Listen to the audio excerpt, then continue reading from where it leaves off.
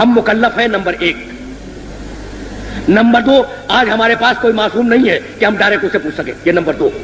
Number 3, لیکن وہ رسول بندوبست کر کے گیا ہے, خدا کی کتاب دے کے گیا, اپنی سنت دے کے گیا, اور اپنے ساتھ 13 معصوموں کی سنت دے کے گیا.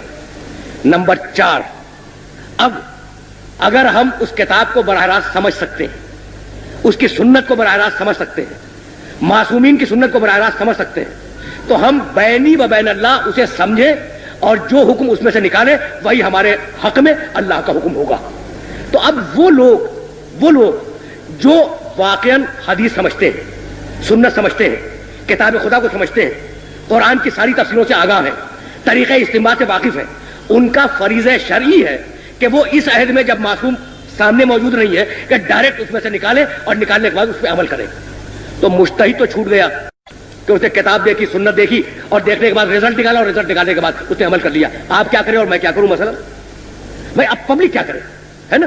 تو اب پبلک کو پھر واپس چلنا پڑے گا ان معصوموں کی بارگاہ میں کہ ان سے انڈیکیشن ملے اور ان سے ڈائریکشن ملے. تو میں یہ عرض کر رہا تھا کہ بھائی 4 ہیں نواب ارباج کہلاتے ہیں, 4. ان 4 کے آخری ہیں علی ابن محمد سیمری, سن 329 ہجری میں ان کا انتقال ہوا. انہوں نے خط لکھا امام کے نام, خط کا جواب آیا, وہ ٹیکسٹ, وہ جواب آج تک بہار الانوار میں, کافی میں اور دوسری جگہوں پہ موجود ہے. پہلے تو سوالات کے جوابات دیے امام نے, اور اس کے بعد کہا کہ اے علی ابن محمد سیمری, 1 ہفتے کے اندر تم اس دنیا سے اٹھ جاؤ گے اور تمہارا انتقال ہو جائے گا, اور میں غیبت کبریٰ میں چلا جاؤں گا. فمن ادعى الرؤيا فهو كذاب مفتر. اور اب جو غیبت کبریٰ میں گیا تو کوئی شخص اگر میری رویت کا دعویٰ کرے, میرے مشاہدے کا, میری رویت یعنی میرا دیکھنا, اس کا دعویٰ کرے, ادعا کرے یعنی نیابت کا ادعا کرے, تو وہ کذاب ہے اور جھوٹا ہے. تو اب خطوط امام کے پاس جاتے تھے, امام جواب نہیں دیا کرتے تھے. بات تو مکمل ہو گئی نا. اب میں جا رہا ہوں, یہ خطوط والا کانٹیکٹ ختم ہو گیا.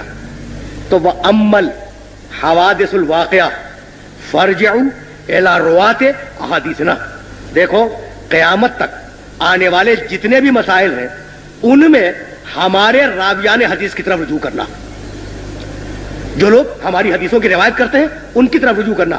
یہ نہیں کہا کہ اپنی عقل سے مسئلے حل کر لینا, عقلی گدے لڑاتے رہنا اور جو الٹا سیدھا سمجھ میں آ جائے اس پہ عمل کر دینا. نہیں, ہم حدیثیں دے کے جا رہے ہیں,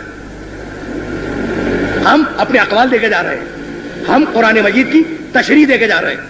تو قیامت عمل حوادث الواقعہ, قیامت تک آنے والے جتنے بھی تمہارے مسائل ہیں تمہارے, ان سب میں کس کی طرف رجوع کرو؟ ہماری حدیثوں کی روایت کرنے والوں کی طرف رجوع کرو.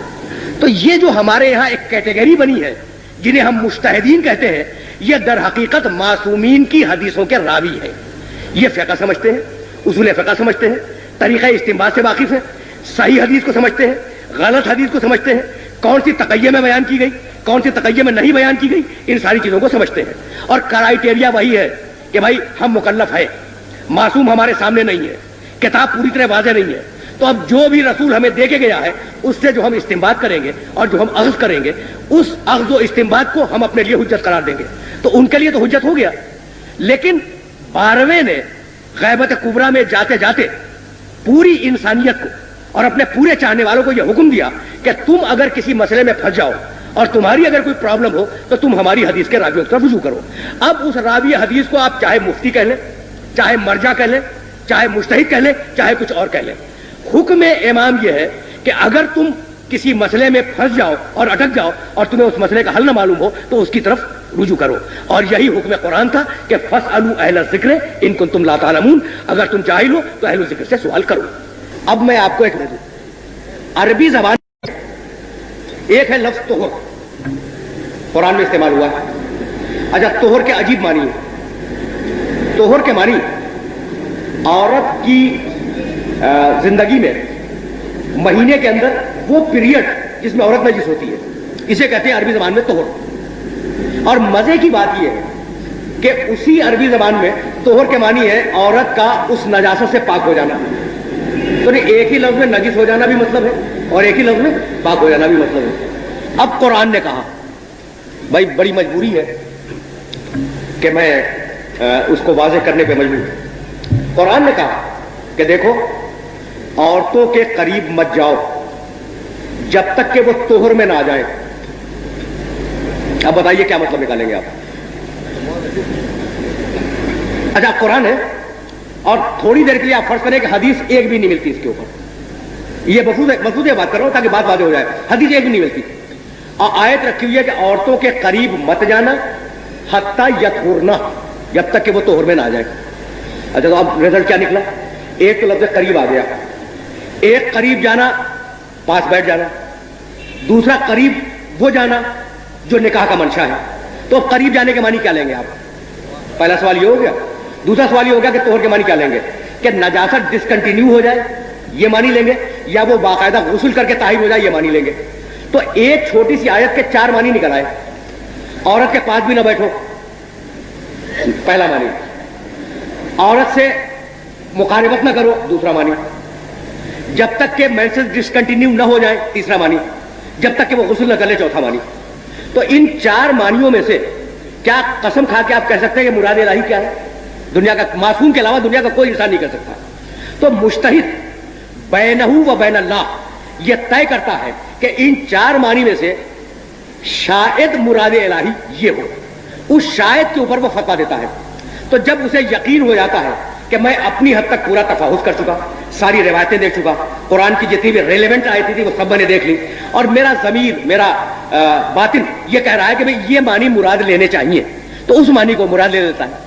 ہو سکتا ہے کہ اسی کے زمانے میں اور اسی کا ہم اثر کوئی اور مجتہد ہو اور اس کے نزدیک ان 4 معنیوں میں سے کوئی اور معنی اپیل کر جائے اسے، تو یوں فتووں میں اختلاف پیدا ہوتا ہے.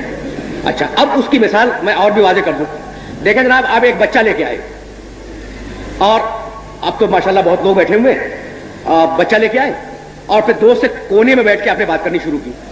بچے نے آپ سے اجازت مانگی کہ آپ کو بات کر رہے ہیں میں کھیلوں. آپ نے کہا کھیلو لیکن اس 4 دیواری کے اندر کھیلنا. باہر گئے تو میں سزا دوں گا. تو اب بچے کو کیا کرنا چاہیے؟ باہر جانے سے پرہیز کرنا چاہیے. لیکن بچے کے لیے یہ ضروری ہے کہ اس گوشے میں کھیلے اس میں نہ جائے، یا وہاں کھیلے یہاں نہ آئے؟ نہیں، آپ نے تو اسے الاؤ کیا ہے کہ اس 4 دیواری میں جہاں جی چاہے کھیلو. اسی طریقے سے شریعت کی جو 4 دیواری ہے، کتاب، سنت، اجماع، دلیل عقل، اس میں مجتہد کس مقام پہ بیٹھ جائے گی اس کی اپنی مرضی ہے. اور یہ ہے بنیاد اختلاف فتاویٰ کی. اچھا نمبر 2 بھی تھا اس میں کہ کیا تقلید سوالات پوچھنے کا نام ہے؟ تو تقلید صرف سوالات پوچھنے کا نام نہیں ہے، تقلید سوالات پوچھ کر عمل کرنے کا نام ہے. اسلام میں کوئی بھی چیز ہو یا جائز ہوگی یا ناجائز، اور یہ ہر مسلمان کے لیے ہے، مگر ہمارے یہاں فتوے میں بہت سی باتیں ایسی ہیں جن میں ایک کا فتویٰ جائز ہے اور ایک کا ناجائز. اس کا مطلب یہ ہوا کہ ایک صحیح اور ایک غلط. تو کیا ہم اس کی تقلید کر سکتے ہیں جو کہ غلط بات کہیں؟ اچھا برادر عزیز، یہ سوال بھی بڑا معقول ہے کہ بھائی اس کی تقلید کیسے کرے کہ جو غلط بات کہے. لیکن آپ نے یہ کیسے طے کر دیا کہ کس کی بات غلط ہے؟ اور میں ابھی اسٹیبلش کر کے یہ گیا ہوں کہ بھائی اس 4 دیواری میں چاروں کونوں کے اوپر وہ لڑکا کھیل سکتا ہے. تو معصوم نے جب ایک فریم ورک دے دیا آپ کو کہ بھئی کتاب، سنت، اجماع اور دلیل عقل اس کے اندر رہنا ہے، تو اگر اس فریم ورک سے باہر گیا تو غلط ہے، اور فریم ورک کے اندر ہے تو 4 کیا 2 کے اختلاف کی بات کرنا. 25 مجتہد بھی اگر 25 باتیں کہیں تو سب کی سب صحیح ہے. اچھا، اور امام محمد باقر علیہ السلام نے یہ فرمایا تھا کہ علینا ان نلقی الیکم الاصول وعلیکم ان تفرعوا. ہمارا کام یہ ہے کہ ہم تمہیں اصول بتلائیں. یعنی اپنے آپ پبلک سے نہیں کہا، اپنے شاگردوں سے کہا جو صحابہ کرام بیٹھے ہوئے تھے. ہمارا کام ہے کہ ہم تمہیں اصول بتائیں. وعلیکم ان تفرعوا، اور تمہارا کام یہ ہے کہ تم اس میں سے نتیجے نکالو اور نتیجے نکالنے کے بعد فتوے دو. تو یہ جو فتوے دینے کا عمل ہے تو کبھی 2 آدمی ایک رائے پہ متفق نہیں ہوتے. لیکن اگر ایک آدمی کتاب و سنت کے خلاف بول رہا ہے تو یقینی غلط ہے، اور اگر دونوں کتاب و سنت ہی سے رزلٹ نکال رہے ہیں تو اب یہ تو علم خدا میں ہوگا کہ واقع حقیقی حکم کیا ہے. لیکن ہماری حد تک وہ دونوں صحیح ہیں، اور ہماری تکلیف شرعی ہے کہ ہم جس مجتہد کی تقلید کر رہے ہیں اس کے فتوے پہ عمل کریں، دوسرے کو ٹچ نہ کریں اور دوسرے کی توہین نہ کریں. اس لیے کہ دوسرا جو ہے وہ بھی کتاب و سنت سے نکال رہا ہے، اپنی رائے سے نہیں. کیا عدل ممبر کا تقاضا یہ نہیں ہے کہ مقرر وہ چیز بیان کرے جو قوم کے لیے جاننا ضروری ہے، مثلا مسائل فقہ؟ عدل ممبر کا تقاضا یہ نہیں ہے. بہت بھائی سوال ہی تھا. اچھا اس لیے کہ مسائل فقہ تو ہر وقت بیان کرنا چاہیے, صرف ممبر کا تقاضا تھوڑی ہے. آپ گھر میں بیٹھے جب بھی مسائل فقہ بیان کریں, باپ اپنے بیٹے کو بتائے, بھائی اپنے بھائی کو بتائے, استاد اپنے شاگرد کو بتائے, فقہ کے بغیر تو ایک قدم آگے نہیں چل سکتا آدمی. تو فقط ممبر سے منعقد کرتے ہیں سر, زندگی کے ہر موڑ کے اوپر فقہ جانی ضروری ہے. آخر خدا نے آخری امام کو غیبت کے پردے میں چھپا کر تقلید وغیرہ کے مسئلے سے ہمیں کیوں دوچار کیا؟ دیگر 11 اماموں کی طرح ہم بھی ڈائریکٹ امام کے اطاعت میں رہتے, نہ کہ مجتہد تقلید میں. بات تو بڑی معقول ہے. ہمارے یہاں ایک گروہ ہے جو تقلید وغیرہ مانتا ہی نہیں. وہ کہتے ہیں کہ قرآن خود پڑھو, خود سمجھو اور عمل کرو. ان کے بارے میں کیا حکم ہے؟ کیا اردو میں کوئی ایسی جامع کتاب ہے جو مجتہد کے فتویٰ کے اختلافات اور دیگر باتوں کے بارے میں تفصیل سے آگاہ کر سکے؟ نام بتا دیجیے. تو برادر عزیز, اردو میں تو کوئی جامع کتاب خود فقہ پہ نہیں ہے, تو فتوے کے اختلافات پہ کیا ہوگی؟ یہ ہماری بدقسمتی ہے کہ ہماری زبان میں ایسی کوئی کتاب نہیں ہے. اور اختلاف فتاویٰ بڑے اونچے درجے کی کتابوں میں ہے, جیسے جواہر الکلام ہے, ہدایت الناظرہ ہے, جو ہماری فقہ کی 40 اور 50 جلدوں کی کتابیں, یہ ان کے اندر ہے. تو اردو میں ایسی کوئی کتاب موجود نہیں ہے. دوسرا سوال یہ ہے کہ ہمارے یہاں ایک گروہ ہے جو تقلید وغیرہ کو مانتا ہی نہیں. وہ کہتے ہیں کہ قرآن خود پڑھو, قرآن خود سمجھو اور عمل کرو. کیا کہنا ہے ابھی؟ قرآن واقعی خود پڑھنا چاہیے, خود سمجھنا چاہیے, عمل بھی کرنا چاہیے. لیکن جیسا کہ میں کہہ رہا تھا آپ سے کہ بھائی کتے کی نجاست کہاں سے معلوم کرے قرآن میں, اور جب نجاست نہیں ملی تو گلے لگا کے بیٹھ جائیے. تو آپ مجبور ہیں کہ قرآن کو اس کے صحیح مفسر سے لیں, اور قرآن کے صحیح مفسر تک اگر آپ کی ڈائریکٹ رسائی ہو گئی, یعنی آپ راوی حدیث ہو گئے, تو آپ خود مجتہد ہو گئے, تو مجتہد سے تقلید حرام ہے. اور اگر نہیں ہوئے تو آپ مجبور ہیں اسے سوال کرنے پر, سوال کر لیا تو آپ مقلد ہو گئے. تو تیسری کوئی قسم نہیں ہے, تیسری کوئی قسم نہیں ہے. یعنی اگر آپ ڈائریکٹ قرآن کو سمجھ سکتے ہیں, یہ ترجمہ پڑھ کے نہیں, ترجمے تو ہر مترجم نے اپنے اسٹائل سے ترجمہ کیا ہے. اگر آپ میں اتنی اہلیت ہے کہ ڈائریکٹ قرآن کو سمجھ سکتے ہیں, تو کیا کہنا ہے؟ جب قرآن کو سمجھتے ہیں تو آپ حدیث کو سمجھیں گے, آپ ہو گئے مجتہد, تو آپ پر سے تقلید حرام ہو گئی. لیکن اگر نہیں ہے اتنی صلاحیت, تو پھر مناسب نہیں ہے کہ آپ ترجمے کے اوپر عمل کریں. اگر آپ نے کسی ترجمے پہ عمل کر لیا تو آپ اس مترجم کے مقلد ہو گئے, تو تقلید کے خلاف تو بات پھر بھی نہیں گئی.